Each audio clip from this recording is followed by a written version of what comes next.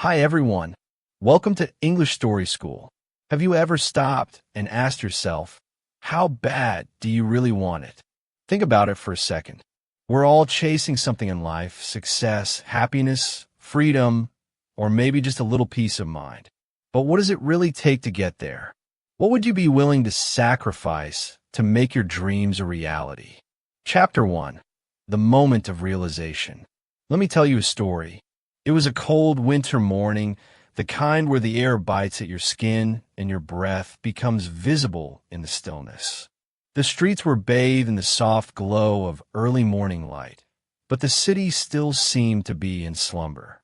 I was standing at a bus stop, buried under layers of thick clothing, trying to keep myself warm while I waited for the first bus of the day to come along. My fingers ached from the cold as I dug my hands deeper into my pockets. The bus was always late, and I had grown used to the bitter chill of those long minutes spent in solitude. The silence around me felt oddly heavy, as if the world itself was holding its breath. A typical winter morning, right? But there was something different in the air that day. It wasn't just the cold. It was a gnawing sensation deep within me, something stirring my thoughts in a way they had never been stirred before. I couldn't put my finger on it first, but as I stood there, watching the few cars go by, the absence of noise became deafening. It was as if the world was giving me a moment to truly reflect. In that brief stillness, I realized something that had been evading me for months. The truth had been there, lurking beneath the surface, but it took this moment, this seemingly insignificant moment, to make it crystal clear. It wasn't about waiting for the perfect time, because time wasn't waiting for me. The perfect time would never come. I had been putting off a leap of faith, telling myself that there would be a better time, someday when everything would align, when I would feel ready. But today, standing in the cold, waiting for the bus that would eventually arrive, I understood something deeper. The perfect time was a lie. Time was slipping away, and I had let it pass by, frittering away precious moments on insignificant distractions, telling myself that there was always another chance. But now it felt like the seconds were growing shorter, the minutes running out faster, and I realized there might not be another day like today. That was the truth. The clock was ticking, and I had to make a decision. Just then, an old man walked past me. He had stooped to his back and leaned heavily on a cane, his footsteps slow but deliberate. He was moving toward the bench nearby, but as he approached, he paused. He looked up at me with piercing eyes, his face weathered by years of experience, and then he spoke. "Son," he said, his voice raspy yet filled with a quiet authority, "the clock's always ticking. You decide how much time you're willing to waste. But trust me, you never get it back." His words sliced through the air with a sharpness I wasn't expecting. It wasn't a lecture, not a philosophical debate. It was simply a statement of undeniable truth. I stood there, frozen, absorbing his words, as if the universe itself had orchestrated this moment for me. The world seemed to pause for a second as I processed what he had said. The weight of it pressed down on me, settling deep into my chest. Time wasn't on my side. The clock was ticking for all of us, and every second wasted was a second I'd never get back. I realized then that I had spent too many years hesitating, waiting for some sign, for some perfect moment to act. But the truth was simple. Time wasn't waiting for me. It was never going to stop for anyone, no matter how much we wished it would. As the bus arrived in the distance, the screeching of its tires on the icy road brought me back to reality. But even as I stepped onto that bus, something had shifted within me. I couldn't shake the old man's words. They had planted a seed deep inside my mind, one that would only grow stronger with time. In that moment, I asked myself, how bad do I want it? How bad do you want it? The question echoed in my mind, louder than anything else. I thought about all the dreams I had, the goals I had set, and the things I had been putting off. There was always an excuse, always something else to focus on. But now, standing there with the realization that time was slipping away, I knew I had to make a choice. Time waits for no one, I muttered to myself, as if the words could remind me of the truth I had just learned. And I can't afford to waste another second. I thought about how easy it was to get comfortable, how easy it was to fall into a routine, telling myself that there would always be tomorrow. But the truth is, tomorrow is never promised. Tomorrow is just a concept, a vague hope. The moment of realization had arrived. I couldn't ignore it anymore. I had to act, or I would be stuck in the same place forever. The clock was ticking, and this time I wasn't going to wait for the perfect moment to take that leap of faith. It was time to make my move. And so, as the bus pulled away from the stop, I made a silent promise to myself. I would no longer wait for the world to align. I would make the world align to me. Chapter 2. The Struggle and the Fight. Now, it wasn't all sunshine and rainbows. No motivational video, no self-help book, no viral quote could have prepared me for the real battle that lay ahead. We all talk about pursuing our dreams, about achieving our goals, but no one ever really tells you how brutal the process can be. The one battle you'll inevitably face, the one that nobody can fight for you, is the one where you have to look yourself in the mirror and make a decision.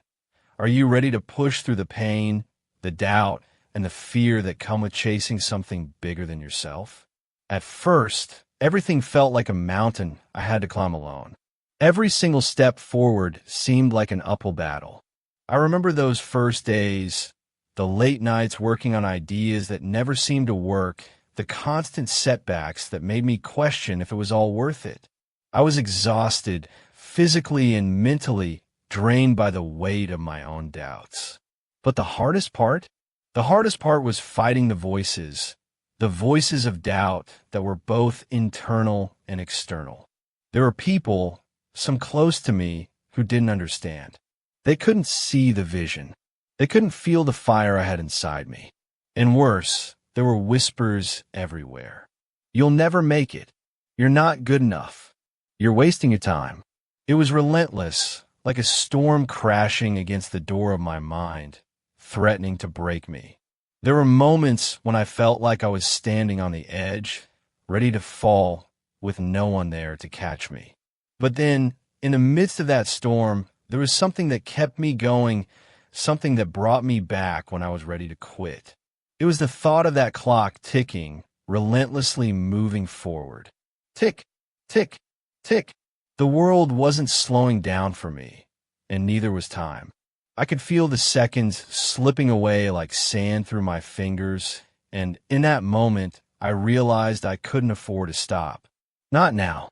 Not ever. I had to push forward, no matter how many times I failed. I had to keep moving because failure wasn't the end. It was just part of the journey. The only thing that would truly defeat me was giving up.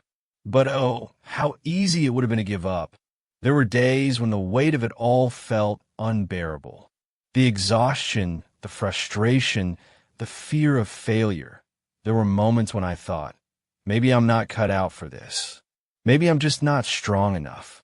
On those days, it was so tempting to throw in the towel and walk away. I could have easily let fear win, let doubt take over, and surrender to the comfort of giving up. It would have been so easy to convince myself that maybe this wasn't meant to be. But then that moment in the cold when that old man spoke to me echoed in my mind. You never get it back. His words weren't just a warning. They were a call to action. A reminder that time is fleeting, that every second spent in hesitation is a second lost forever. The pain, the doubt, the fear, none of it would matter in the end if I gave up. If I stopped now, I'd regret it for the rest of my life. I couldn't afford to waste another moment on fear. In those moments of doubt, there's one quote I always come back to. The only time you should look back is to see how far you've come. It's a simple reminder that progress doesn't always come in leaps and bounds. Sometimes it's about putting one foot in front of the other, even when you can't see the end of the road. Every struggle, every setback, every moment of pain was shaping me into something stronger. And the harder it got, the more I realized how much I truly wanted it. It's easy to be motivated when everything is going well, when everything seems to be falling into place. But the true test comes when the world isn't rooting for you, when there's no applause and no fanfare. The true test comes when you're alone in the trenches, fighting the battle within yourself, and you have to decide, will you quit or will you keep going? The fight was just beginning, but I had learned something important by then. The struggle doesn't break you. It refines you. It pushes you to your limits so that you can discover who you truly are and what you're truly capable of. The fight is never easy, but it's the fight that shapes you. And I wasn't about to let the fear of the struggle stop me. Because at the end of it all, when I look back on this journey, I want to know that I fought with everything I had. And I want to be able to say, without a shadow of a doubt, that the pain was worth it. Chapter 3, The Breaking Point. One day I hit a wall. It wasn't just a little obstacle. It was a full-on crash. A moment of complete breakdown. Everything I had been working for seemed to collapse in on itself, as if the foundation I had built was made of sand, crumbling beneath the weight of my expectations. The feeling was suffocating. The hours I had poured into my work, the sacrifices I had made, the constant battle against doubt, all of it seemed meaningless in that moment. I was at my lowest point. I couldn't see the way forward. In that moment, I questioned everything. I asked myself, why am I doing this? Is it really worth it? Should I just give up and walk away? The world felt heavy, and the burden of failure weighed down on me like an anchor dragging me into the depths. For the first time, I truly felt like I had reached the end of the road. But here's where it gets interesting. You see, it's in those moments when life tests you that you truly find out what you're made of. Life doesn't care about your plans, your comfort, or your timelines. It doesn't wait for you to feel ready. The question becomes, do you stay down or do you rise up? Do you let failure define you? Or do you rise from the ashes and forge a new path forward? At that time, all I could feel was the sting of failure. It wasn't the small setbacks that had bothered me. It was the big one, the one that threatened to undo everything. But in the chaos of my emotions, a small voice deep inside me whispered, "This is not the end." Looking back now, I didn't realize at the time, but those setbacks were actually setting me up for a greater breakthrough. The truth was, I hadn't failed. I had been prepared. What I had perceived as a failure was, in fact, the universe's way of pushing me into the next phase of my journey. It was a test, yes, but it was also an opportunity. The setbacks were teaching me lessons I didn't even know I needed. They were teaching me how to be stronger, smarter, and more resilient. They were preparing me for something bigger than I had ever imagined. In that moment of despair, I realized something crucial. The clock was still ticking, and it wasn't waiting for me to get it right. Time didn't care about how many times I had fallen or how badly I felt. Time was moving forward, and if I wanted to catch up, I had to keep moving too. I had to keep fighting. I had to push through the pain, the disappointment, and the exhaustion. So I kept going, step by step, even when it felt like I was taking 2 steps back for every 1 step forward. I embraced the struggle because I knew that it wasn't pointless. I knew that the struggle was shaping me into the person I needed to be. Every moment of discomfort, every ounce of frustration, every tear shed in private was contributing to the transformation I couldn't see yet. It was hard, yes, but I knew that this was the process. This was the price of progress. In those moments when I felt like I was sinking, I started to hear a voice echo in my mind. Pressure makes diamonds. I'd heard it before, but now it resonated with a deeper meaning. It was as if the universe had sent me that message, reminding me that the pressure, the heat, the strain, it was all part of the process. Diamonds are not created in comfort. They are forged in the fire. I knew right then that I wasn't just going through the motions. I was transforming. There were days when I couldn't see the light at the end of the tunnel. There were days when the weight of the world seemed unbearable and the path forward seemed impossible. But I also knew that the path to success was never straight. It was never easy. If it was, everyone would be on it. It's the obstacles that set you apart. The ability to keep going when everything inside you is screaming to quit, that defines who you are and what you're capable of. I understood that the struggle wasn't a sign of weakness. It was a sign that I was on the right track. I was being tested, but I was also growing. The clock was ticking, and with every tick, I knew that I was one step closer to becoming the person I was meant to be. It's easy to romanticize success. It's easy to look at others and think that their journey was smooth, that they never struggled. But the truth is, everyone faces a breaking point. Everyone hits a wall at some point. But not everyone chooses to rise after the fall. Not everyone sees the struggle as part of the journey. I had a choice to make. I could stay down, broken by the weight of failure, or I could rise up stronger than before and keep fighting for what I believed in. I chose to rise, and so I did. Slowly, piece by piece, I rebuilt.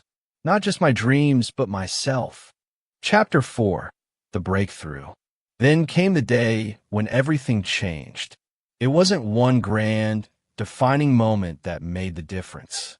It wasn't some miraculous shift in a universe or some stroke of luck. No, it was a series of small victories, tiny moments that, when pieced together, created a massive breakthrough. And that's when I realized something powerful. Success doesn't come from waiting around for the perfect moment. It doesn't arrive on a silver platter when everything aligns. Success comes from pushing through every single moment, even the bad ones. It's in the moments when you feel like giving up, but you choose to take one more step. I'll never forget that day. The sun hadn't even risen, but I was awake, ready to start the day. There was a sense of urgency in the air, a feeling that today wasn't going to be like any other day. The clock was ticking, as it always was, but this time, for the first time in a long while, I was in control of it. I had learned that time was a precious commodity, and the only way to make it work for me was to act. So I woke up early before the world had a chance to catch up, and I started working. I didn't wait for inspiration to strike or for conditions to be perfect. I simply began. It felt different this time. I wasn't working out of obligation or because I had to. I was working because I had finally taken ownership of my dreams. Every setback, every failure, every single challenge I'd faced up until that point had led me to this exact moment. Every hardship, every sleepless night, every tear shed had shaped me, built me, and transformed me into someone who could push through the pain. There's a quote I've always liked, but it never resonated with me the way it did that day. The greatest glory in living lies not in never falling, but in rising every time we fall. It was as if the words had jumped off the page and into my heart. It wasn't just about reaching the top, the pinnacle of success. It was about everything that led to that moment. The climb, the struggle, the sacrifice. It was about the lessons learned along the way, the strength gained from each failure, and the resilience built through every hardship. The true glory wasn't in never falling. It was in rising up time and time again after every fall. As I continued working, I felt a shift within me. The doubt that once clouded my mind began to dissipate. The fear that held me back slowly melted away. For the first time, I could see the progress. I could feel the momentum building.